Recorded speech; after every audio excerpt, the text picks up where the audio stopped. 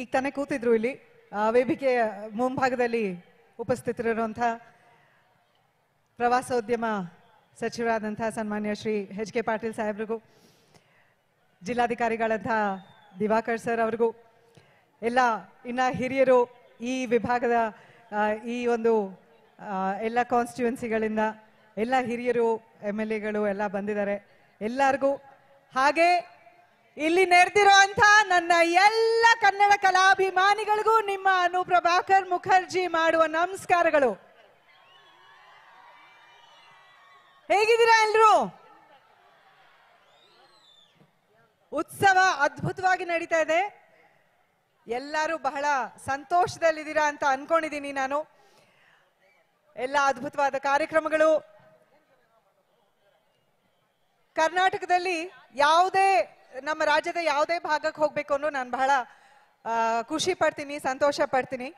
ನನ್ನ ರಾಜ್ಯವನ್ನ ನನ್ನ ಎದೆ ಮೇಲೆ ಇಟ್ಕೊಂಡು ಓಡಾಡೋದು ನಾನು, ನನ್ನ ರಾಜ್ಯ ಆಗ್ಲಿ, ನನ್ನ ದೇಶ ಆಗ್ಲಿ. ಆದ್ರೆ ಮುಖ್ಯವಾಗಿ ಪ್ರವಾಸೋದ್ಯಮದ ಒಂದು ದೃಷ್ಟಿಯಿಂದ ನೋಡಿದಾಗ ಹಂಪಿಗೆ ಬರೋದು ಬಹಳ ಬಹಳ ಇಷ್ಟ ನನಗೆ.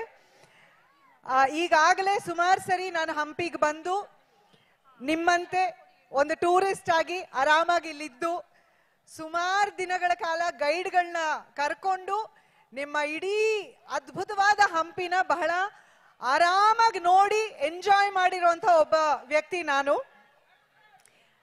ನಾವು ಬಹಳ ಹೆಮ್ಮೆ ಪಡಬೇಕಾಗಿರುವಂತಹ ವಿಷಯ, ಯುನೆಸ್ಕೋ ವರ್ಲ್ಡ್ ಹೆರಿಟೇಜ್ ಸೈಟ್ ಅಲ್ಲಿ ನಮ್ಮ ಹಂಪಿ ವಿರೂಪಾಕ್ಷ ಟೆಂಪಲ್ ಸೇರುತ್ತೆ. ಬಹಳ ನಾನು ಪ್ರೀತಿಯಿಂದ ಎಂಜಾಯ್ ಮಾಡಿ ನೋಡಿರುವಂತಹ ಊರು ನಿಮ್ದು. ಕಳೆದ ಬಾರಿ ನಾನು ಹಂಪಿಗೆ ಬಂದಿದ್ದು 2020ರಲ್ಲಿ. ಆಗ ನಮ್ಮ ಪ್ರೀತಿಯ ಅಪ್ಪು ಅವರು ಅಭಿನಯಿಸಿದಂತ ಜೇಮ್ಸ್ ಸಿನಿಮಾನಲ್ಲಿ ನಾನು ಅಭಿನಯಿಸಿದ್ದೆ. ಆ ಸಿನಿಮಾದ ಚಿತ್ರೀಕರಣಕ್ಕೋಸ್ಕರ ನಾವು ಹಂಪಿಗೆ ಬಂದಿದ್ವಿ. ತುಂಬಾ ದಿನ ಹೊಸಪೇಟೆನಲ್ಲಿದ್ವಿ. ನನ್ನ ಹೃದಯಕ್ಕೆ ಬಹಳ ಹತ್ತಿರವಾದಂತಹ ನೆನಪುಗಳು ಅವು, ಅಪ್ಪು ಅವ್ರ ಜೊತೆ ಇಲ್ಲಿ ಕಳೆದಂತಹ ಕ್ಷಣಗಳು. ನಾವೆಲ್ಲರೂ ವಿಜಯಶ್ರೀ ಅನ್ನೋ ಒಂದು ರಿಸಾರ್ಟ್ ಇದೆ, ಅಲ್ಲಿ ಸುಮಾರು ದಿನ ಇದ್ವಿ ಶೂಟಿಂಗ್ ಮಾಡುವಾಗ. ಆ ಸಮಯದಲ್ಲಿ ಬಹಳ ಒಂದು ಸುಂದರವಾದ ಘಟನೆ ನಡೀತು. ಅದೇನು ಅಂತಂದ್ರೆ, ಆ ರಿಸಾರ್ಟ್ ನಲ್ಲಿ ಇದ್ದಂಥ ಗೆಸ್ಟ್ಗಳಿಗೆ ಒಂದು ಗಿಡ ನೆಡೆಸೋ ಒಂದು ಅಭ್ಯಾಸ ಇಟ್ಕೊಂಡಿದ್ದಾರೆ. ಸೊ ಅಲ್ಲಿ ಅಪ್ಪು ಅವರು ಒಂದು ಗಿಡ ನೆಟ್ರು. ಇವತ್ತಿಗೂ ಆ ಗಿಡ ಇದೆ. ಇವತ್ತು ಸಂಜೆ ನಾನು ಹೋಗಿ ಆ ಗಿಡ ನೋಡ್ಕೊಂಡು ಬಂದೆ. ಅವರ ಹೆಸರು ಇದೆ ಅದರ ಪಕ್ಕದಲ್ಲಿ.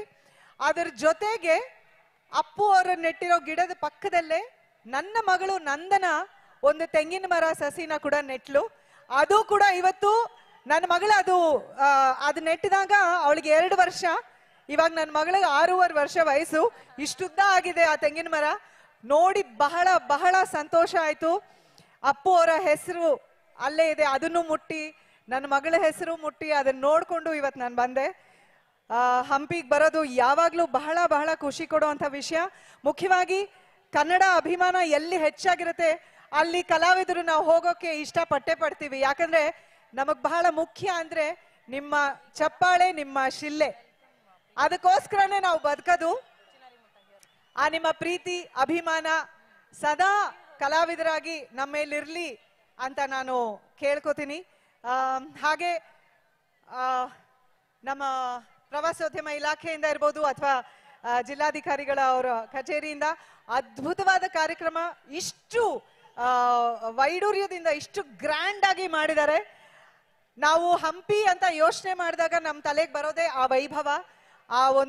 ಆ ಬಜಾರ್ ಸ್ಟ್ರೀಟ್ ನಲ್ಲಿ ನಾವು ನಡ್ಕೊಂಡು ಹೋಗುವಾಗ ಅಂಗಡಿಗಳು ನೋಡ್ತಿದ್ರೆ ಅಪ್ಪ ಇಲ್ಲೆಲ್ಲ ಹಿಂಗೆಲ್ಲ ಇತ್ತ ಅಂತ ನಾವು ಯೋಚನೆ ಮಾಡ್ಬೇಕು.